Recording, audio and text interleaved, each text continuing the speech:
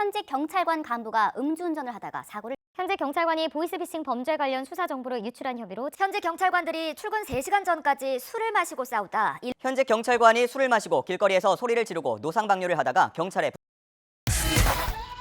광주광역시에서는 현직 경찰 간부가 만취 상태로 운전하다 신호 대기 중이던 앞차를 들이받아 현장에서 붙잡혔습니다.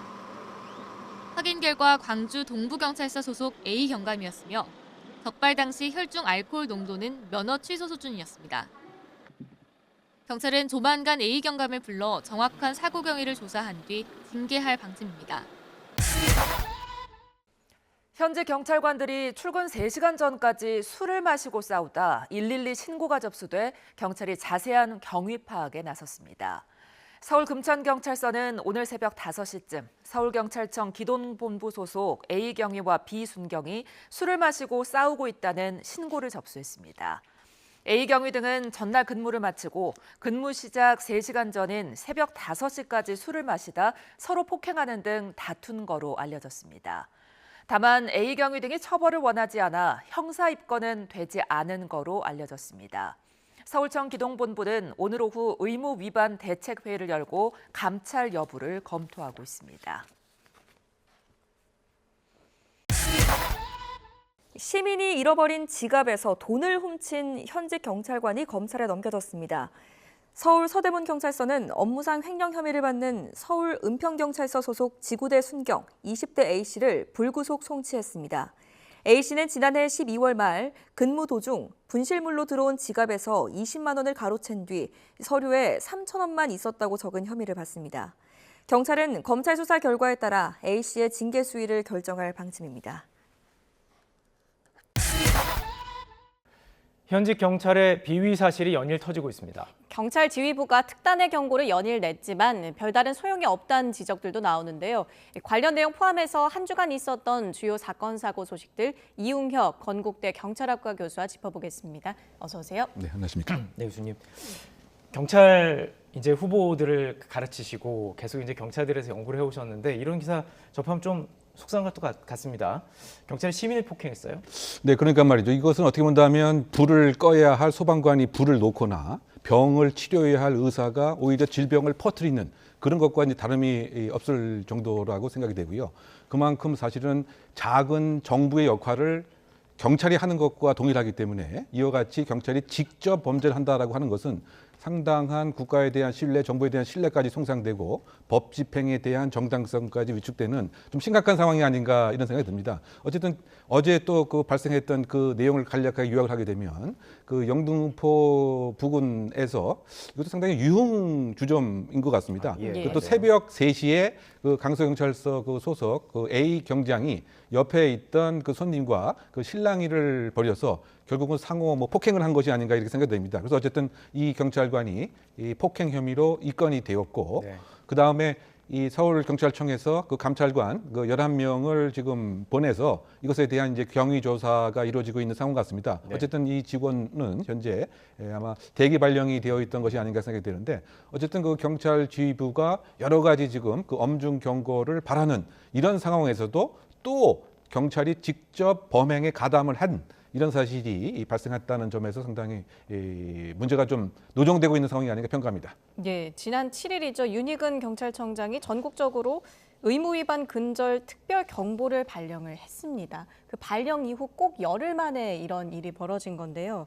조지호 서울경찰청장도 과도한 음주 회식을 하지 말라라는 공문까지 내려보냈다고요. 네, 어떻게 본다면 이와 같은 상황을 공문에 담아서 즉 음주를 하지 말아라, 회식을 하지 말아라라고 공문에 담을 정도로 지금 나름대로 그 조직 내에 그 기강이 조금 흔들리는 것이 아닌가 뭐 이렇게 평가를 한 것 같은데 다만 이제 그 초점을 단순히 음주라고 하는 것의 그 원인을 찾을 것인지 왜냐하면 지금 발생하는 그 사건들이 음주 회식 이외에 뭐 이를테면 여러 가지 문제로 성과 관련된 비유도 또 있는 것 같고요. 성희롱도 있는 것 같고 또 여러 가지 지금 폭행 사건도 있는 것 같습니다. 그렇다 본다면 이 전반적인 조직에 대한 그 처방과 문제 진단이 음주 이외의 것으로 좀 확대될 필요도 있지 않는가 생각이 드는데 어쨌든 그만큼 지금 경찰의 조직 문화 어떻게 본다면 그 정체성 자체가 좀 흔들리고 소명으로서의 그 직업이 이 지금 문제가 있을 정도로 네. 사고가 발생하는 것이 아닌가.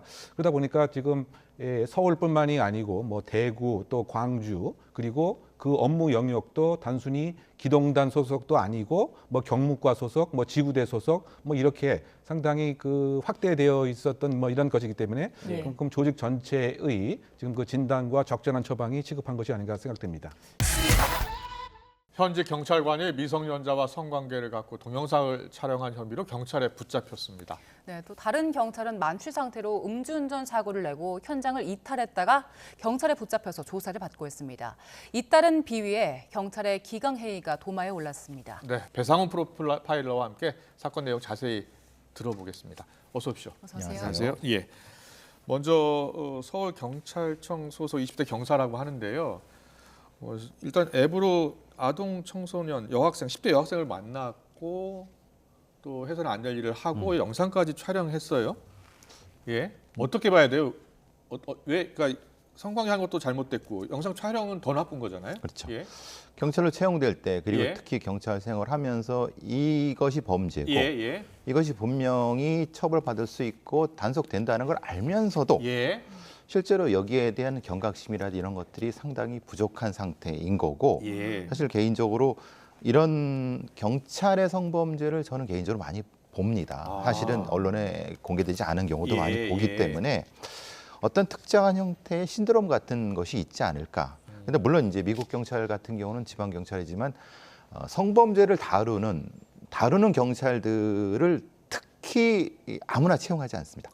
그러니까 성범죄 수사대는 별도의 채용 코스를 가지고 있습니다. 예. 왜냐하면 특히 이제 경찰이라고 하는 건 폭력을 집행하는 사람들이기 때문에 그 폭력이 성폭력이라는 것이 자신과의 고대로 들어옵니다.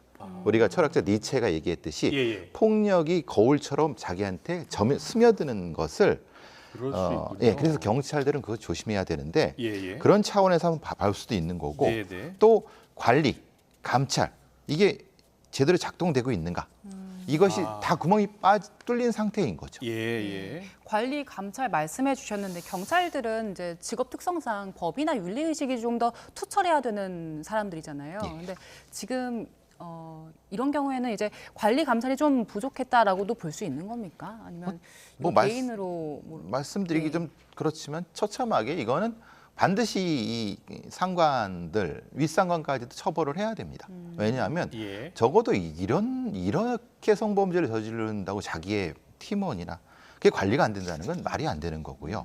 특히 이런 범죄를 저지른 게 한 번 있었던 것이 아닌 상태. 말하자면 이게 사실은 작년에 벌어진 일이고 꾸준히 있었던 일이거든요. 그러면은 평소에 생활 관리를 어떻게 했는가에 대한 부분은 분명히 되니까 이건 감찰 단계에서 윗선까지도 정확히 집어내야 되는데 문제는 사실은 우리의 경찰이 그렇게까지 안 한다는 게 문제입니다. 솔직히 말씀드리면.